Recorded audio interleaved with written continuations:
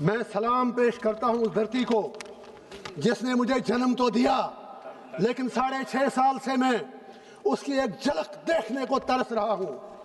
मैं सलाम पेश करता हूं उस कश्मीर की धरती को जिसे पंडित जवाहरलाल नेहरू, अली मोहम्मद जिन्ना, सरदार पटेल, मरहूम शेख मोहम्मद अब्दुल्ला, महाराजा हरी सिंह की नाआकबत अंदेशों की वजह से 47 से आज तक एक सियासी अखाड़ा बनाकर वहां पर मारदाड़ का मैदान बना दिया गया।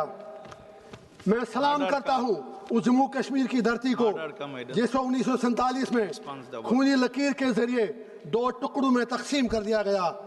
मैं सलाम पेश करता हूं अपनी मातृभूमि को जिसके साथ मोहतरम जवाहरलाल नेहरू से लेकर नरेंद्र मोदी जी तक ने बहुत बड़े वादे किए, लेकिन एक भी वादा पूरा नहीं किया।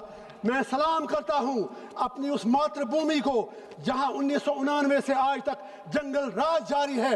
हजारों लोग मरे हैं, न मारने वाले को पता मैं क्यों मरा, न मरने वाले को पता मेरे साथ क्या हुआ। मैं सलाम पेश करता हूं उस मातृभूमि को where people ask me about my identity, about my religion। मैं सलाम पेश करता हूं उस मातृभूमि को जहां टीवी चैनलें डिसाइड करती हैं इस देश की फॉरेन पॉलिसी क्या होगी, जहां टीवी चैनलें राष्ट्रवाद का सबक हमें पढ़ाती हैं। मैं सलाम पेश करता हूं उस अपनी धरती को, उस अपनी मातृभूमि को जिसे भारत ने अपना ताज तो माना, लेकिन ताज की हिफाजत कभी नहीं की। ताज सर पे रखना आया नहीं, ताज को संभालना आया नहीं। मैं सलाम करता हूं अपनी उस मातृभूमि को जहां 1987 में नेहरू खानदान, मुफ्ती खानदान और शेख खानदान ने 1987 में रिकॉर्ड तोड़ दानियां करके बंदूक को जन्म दिया, जिसकी वजह से हजारों लोग कब्रिस्तानों में सो गए। मैं सलाम करता हूं उस जम्मू कश्मीर की मातृभूमि को जहां के लोकल अफसरों को डिसएम्पावर किया गया। मैं सलाम करता हूं उस जम्मू कश्मीर की धरती को जिससे 5 अगस्त 2019 को इस सरकार ने सब कुछ छीन लिया, स्टेट के 2 हिस्से कर दिए, 370 छीना, 35 से छीना। मैं सलाम करता हूं उस धरती को जहां से मेरे कश्मीरी पंडित भाइयों को 1990 में एक साजिश के तहत वहां से निकाल दिया गया। जस्ट 2 मिनट्स मोर प्लीज, मैंने 2 मिनट नहीं बोला अभी। न्याय कीजिए, न्याय कीजिए, हाथ जोड़ता हूं आगे। मैं सलाम करता हूं कश्मीर की उस धरती को जहां के रहने वालों की हालत हिरन के उस बच्चे की सी हो गई है जिसे जंगल में चारों तरफ शिकारियों ने घेरा है। मैं सलाम करता हूं कश्मीर की मैं सलाम करता हूं देश की उस धरती को जिसने ऋषि सुनक, ममदानी और कमला हैरिस जैसे लोगों को पैदा किया जिनकी जड़ें हिंदुस्तान से जुड़ी हैं, लेकिन बदकिस्मती से मुसलमानों को गैर मुल्की कहा जाता है, टीपू सुल्तान की इंसल्ट की जाती है। मैं सलाम करता हूं उस धरती को जहां मुझे बदकिस्मती से मुस्लिम इंतहा पसंद कहा जाता है, लेकिन जम्मू में माता वैष्णो देवी कॉलेज में धर्म के नाम पर एडमिशन मांगा जाता है। मैं सलाम करता हूं उस जम्मू कश्मीर की धरती को, बस जस्ट 1 मिनट, जहां आज की तारीख में कोई गवर्नेंस नहीं, सीएम साहब और एलजी साहब आपस में लड़ते हैं। मैं यही गुजारिश करूंगा, हाथ फैलाकर, दामन फैलाकर लास्ट पर सलाम करता हूं उस धरती को जहां यूएपीए के तहत हजारों लोग तिहाड़ में बंद हैं जिनके लिए कश्मीर में जगह दी। बस एक शेर अर्ज करता हूं लास्ट पे, मेरे कारवां में शामिल कोई कम ज़रफ नहीं है जो न मिट सके वतन पे मेरा हम सफर नहीं है। आपका बहुत बहुत शुक्रिया। भारत माता की जय बोलिए।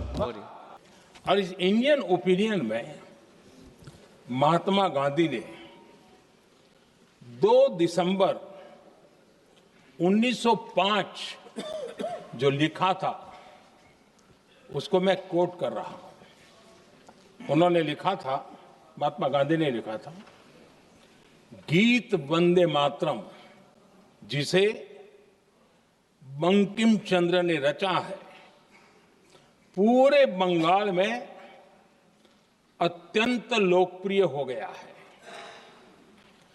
स्वदेशी आंदोलन के दौरान बंगाल में विशाल सभाएं हुई जहां लाखों लोग इकट्ठा हुए और बंकिम का यह गीत गाया। गांधी जी आगे लिखते हैं, ये बहुत महत्वपूर्ण है। वो लिखते हैं, ये 1905 की बात है, उन्होंने लिखा, यह गीत इतना लोकप्रिय हो गया है जैसे ये हमारा नेशनल एंथम बन गया है।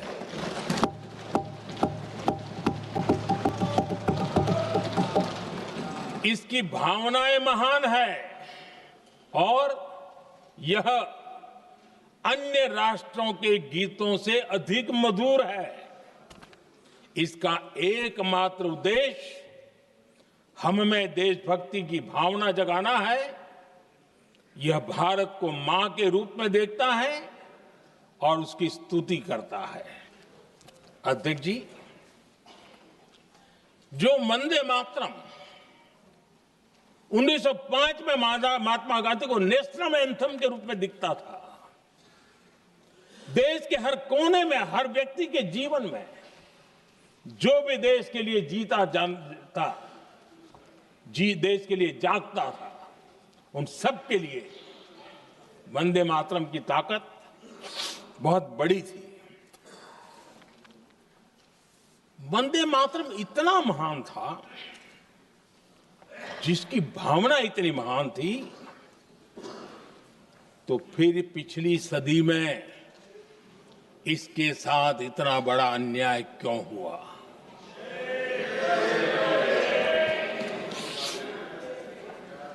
वंदे मातरम के साथ विश्वासघात क्यों हुआ?